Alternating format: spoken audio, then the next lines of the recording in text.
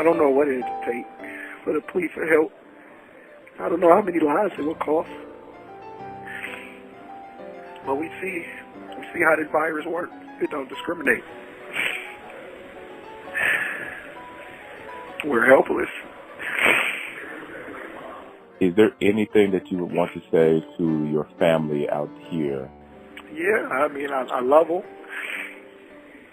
I want them to know that I did everything that I can do to preserve my life and those other men around me. I want them to know that no matter what, to know that Daddy was strong and I fought to my last breath.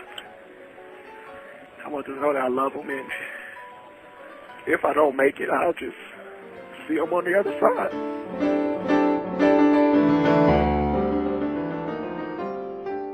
This call is now being recorded. Hello, this is a prepaid call from Richard. a prisoner at the Michigan Department of Corrections, G. Robert Cotton Facility. Hey, man. Yeah, you're welcome to call me on this number. Okay. If I got money on the phone, I'll definitely be answering. So. Okay. Yeah, well, you know, man, it's so stressful.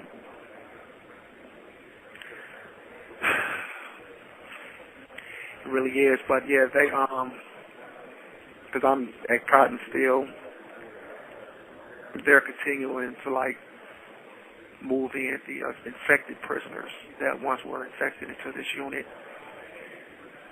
And unfortunately, a prisoner that had already tested negative ended up contracting the virus. Now he has passed away. I myself, I've been tested twice, and I've taken an antibody test, which came back negative. I've asked them, you know, to protect me in the sense of putting me in an environment or a single-man cell, because they have single-man cells here in general population. But it's like, you know, they're refusing to do it, even though the numbers at this prison is constantly elevated. It's now at like 692, 41 staff and 4 deaths just at this prison alone. And it's as if it's, you know, it's scary, like they want a person to get it. And, you know, the individual they moved into my bunk, you know, my bunkie, you know, he's still coughing. He's tested positive for COVID. It's just stressful. Scary. The person that they have you bunking with tested positive and he's exhibiting symptoms? Correct. And he said now, you know, because he was in the COVID unit, and he's saying now that, you know, he's been tested twice, and both times they came back negative, but he's still, you know, having the symptoms of the cough. You know, he's even sneezed a few times. You know, and I personally observed, you know, he don't wash his hands, and it's scary. It's very, very scary, because now our cube is back at 8 people in the cube. If there is social distance, it's no such thing. The 3 prisoners that they moved in all came from, whether it was Green Oaks, Adrian, whether they were in the COVID unit, and they placed them right back in the same environment with those of us, you know, like myself, that's been negative. I've been tested twice on top of taking the antibody test, which came back negative. And the only thing the prison is saying, oh, they can't be reinfected and they can't infect you, which is speculation. I don't know why they would promulgate that amongst us or circulate, you know, disseminate that rhetoric, but that's what they're doing. And unfortunately, it has cost someone their life already. To be honest, I don't want to be next. I don't. It's scary. The cleaning, there is no cleaning. I understand what they tell society, that they clean every hour, 2 hours. That is not the case. That's not the case. The showers are filthy. They're beyond filthy. You got black mold in there, green mold, things all over the wall. It's horrible. It's like there's no way to survive. It's as if I might as well just lay down and just lay in my casket now. It's like, it's not even worth it to fight. I feel like it's not even worth it because nobody is hearing our cries in here. Nobody. No one is coming in here inspecting. The facility don't allow for the outside inspectors to come and do an inspection. You know why? Because the prison wouldn't operate. They have us living in an inhumane condition. It's inhumane. They housing us, warehousing us, hurting us like animals, treating us like dogs. They got us housed in a barn with no fire sprinklers, none whatsoever. It's against federal regulations, state regulations. But guess what? MDLC, the cotton facility, can do what they want to do. There is no ramification. They get impunity to treat us like animals. There's holes in the ceiling. Rain, the ceiling is coming down in the unit I'm in. Rain leaking. On top of poor ventilation. All you hear all night, once again, is coughing, sneezing. I'd be damned if they telling me you can't be reinfected. They just took a prisoner out of here yesterday. He was in a counselor's office for 2 hours. One of the ones that they brought and said, oh, he's fine now. He was in a counselor's office for 2 hours. He has COVID. Let me share something with you, please, Richard. I've been taking these type of calls for about 2 months now, and it came a point in time where I had to take a break from it because it was too much emotionally and mentally, and it was like there was nothing I could do except post about it. And one of the questions I asked at the time of everybody was, what if 3 weeks from now, a month from now, nothing changes? What happens then? What are your thoughts about that then? And now I find ourselves 3 weeks, 4 weeks, 5 weeks from when I said that. I also said I believe that there is a plan not to do much of anything, to ride this out, to allow those who will get infected to become infected, and maybe some will survive, maybe some will not. And I asked people, what are your thoughts about that? And people gave me their thoughts. And at this point, I'm still like, oh my God, what in the world can be done? I'm trying to post about it, and I'm like, there is a reason why that they're blocking some of my communications. Correct. There's a reason why they don't want certain information in or out. There's a reason why the federal prison locked down everything in federal.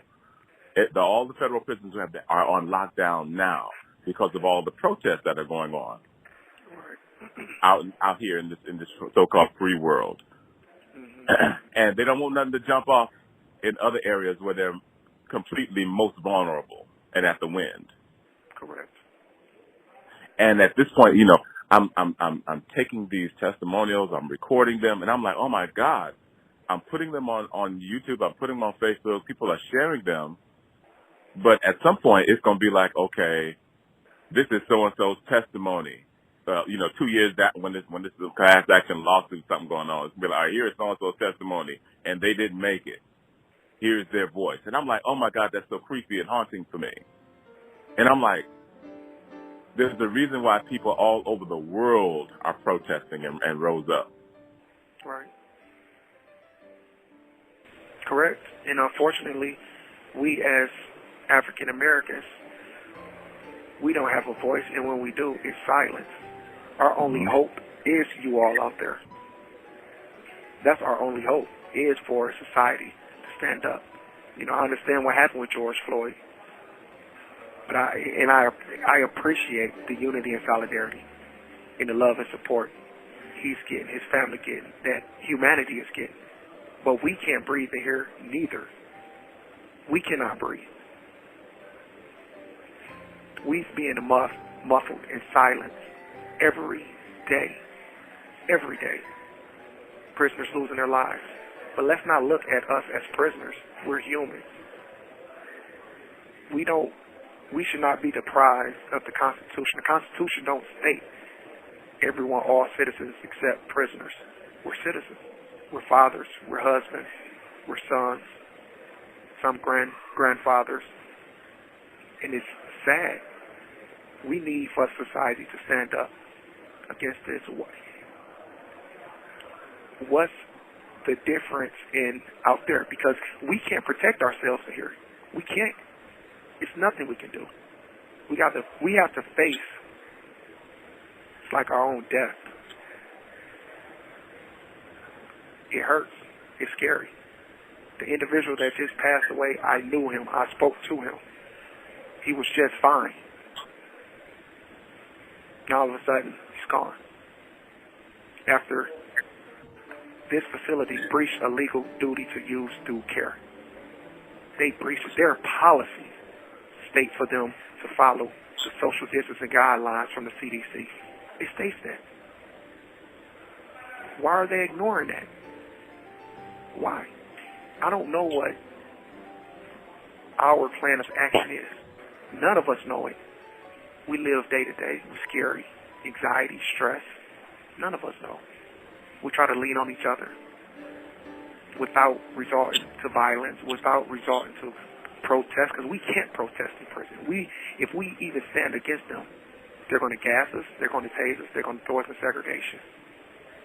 We don't have a right of peaceful protest or assembly because we're not considered citizens while in prison. We're not considered human beings while in prison. We considered exactly how they treat us, worse than animals. It's disgusting. It really is. Man. You said something earlier, and I posted something very similar about 2 days ago. I said on a post that black and brown people in America's prison system are a type of George Floyd. Correct. Correct. And I agree with that 110%. 110%. Tell us why. I agree with that because right now we're in a predicament to where we're being restrained. We're not resisting. We're helpless. We're in prison. We've been cuffed. And this administration, the staff, the wardens, the director of MDLC, the governors, they have put their foot on our necks to where we can't breathe because we cannot rise against this pandemic. We cannot rise against COVID. We can't possibly fight it. They're keeping us congregated to where we can't breathe. It's passing amongst this open cubicle, this pole barn, to where we can't breathe. The poor ventilation is to where we can't breathe. And every guy in this side, which is housed at the maximum security, 960 people at the maximum number, have been infected. Over 95% of us have been infected and some have died. It's taken our breath away. Even though I'm speaking to you now, I'm speaking to you off of fumes. I can't breathe because I don't know when I breathe what I'm inhaling. Every time I inhale, exhale can cost me my life. Their knees are on our necks. When I sleep, I don't sleep with the mask on, but I'm in an open environment. So as I breathe in, there's no telling what type of droplets that I'm breathing in that's going to determine my tomorrow because I'm helpless. I'm vulnerable. I can't breathe. I can't social distance. I cannot fight against what's invisible. They have an opportunity to save every single one of us. They have an opportunity to provide us with the necessary protection that we know that has worked, which is social distancing. And that's the one thing they fell in to provide us with in here is social distancing. The intent is there. It's there. The deliberate indifference in their actions is there. They provide us with hand soap. You have 1 minute remaining. Mask that's made out of state blues.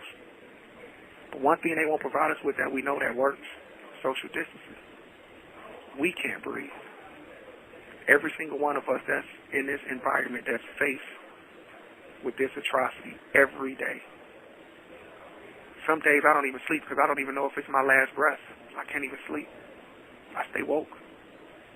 Because I don't know me being helpless in an open environment, rather Someone's going to cough or sneeze and infect me. So I stay woke just to hear it, just to cover up, just to prepare myself to stay alive. I have 2 children. I have a beautiful wife. We can't breathe. Unfortunately, we did everything that we can do. And still, everything is falling on deaf ears.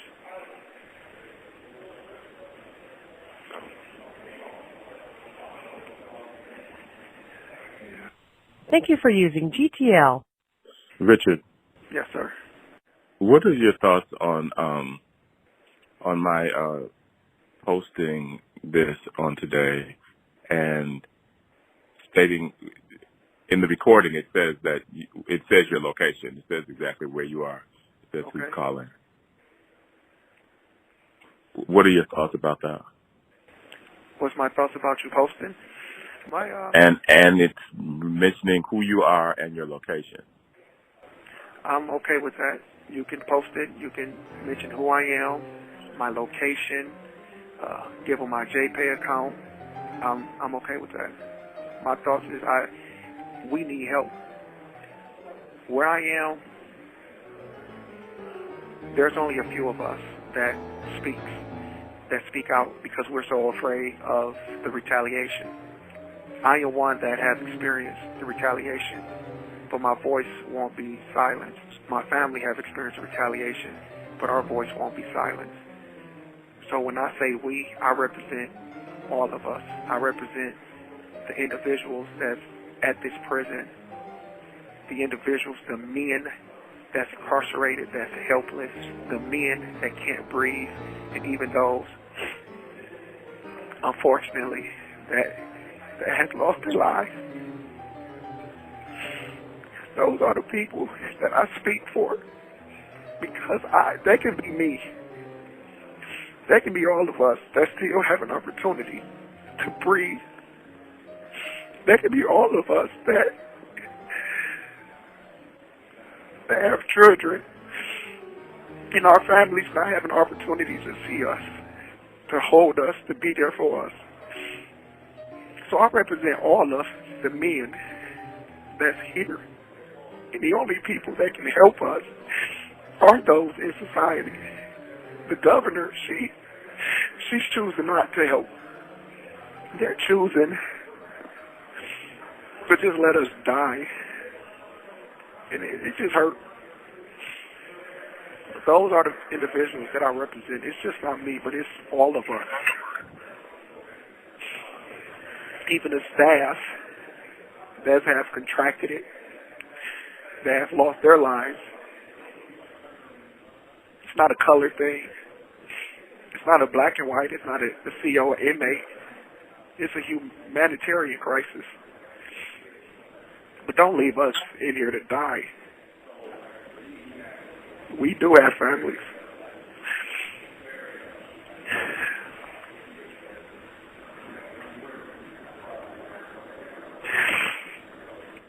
I don't know what it would take for the plea for help. I don't know how many lives it will cost. But we see how this virus works. It don't discriminate. We're helpless.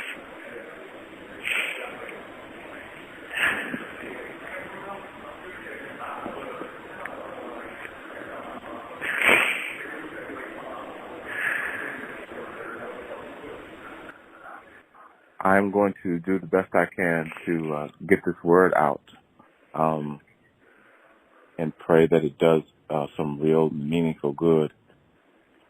Is there anything that you would want to say to your family out here who may be listening? Yeah, I mean, I love them. I want them to know that I did everything that I can do to preserve my life and those other men around me. And I want them to know that no matter what, to know that Daddy was strong and I fought to my last breath. That's what I want my family to know. My beautiful wife, our kids, my mother and sisters, siblings, nieces, nephews. I want them to know that I love them, and if I don't make it, I'll just see them on the other side.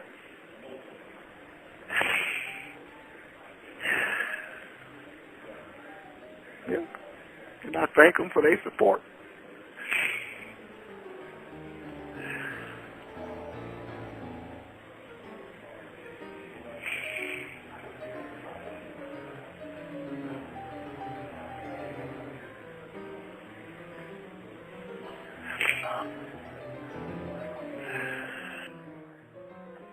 Richard, could you give us if someone wants to contact you on JFA, could you give us your information? Yeah, sure. It's my first name is Richard, last name Glover, and they got to put in my inmate number, which is 405155 at jpay.com.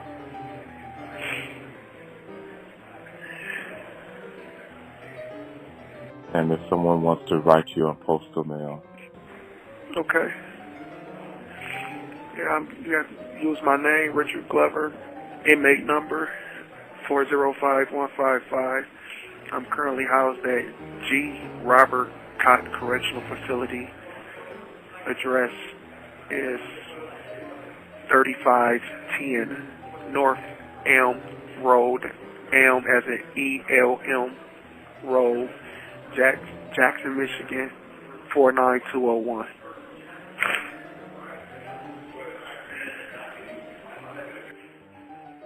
Richard, please know that you are truly in my thoughts and prayers. I'm going to rest the rest of my morning and get this out today. And I hope that you're able to make contact with me at some point in the soon coming days again. All right. I will. I'll try to call you within a week or so. That'll be fine. Don't let it be too long. Okay. No problem. All right? Okay. All right, man. You be well. I will. I'll try to.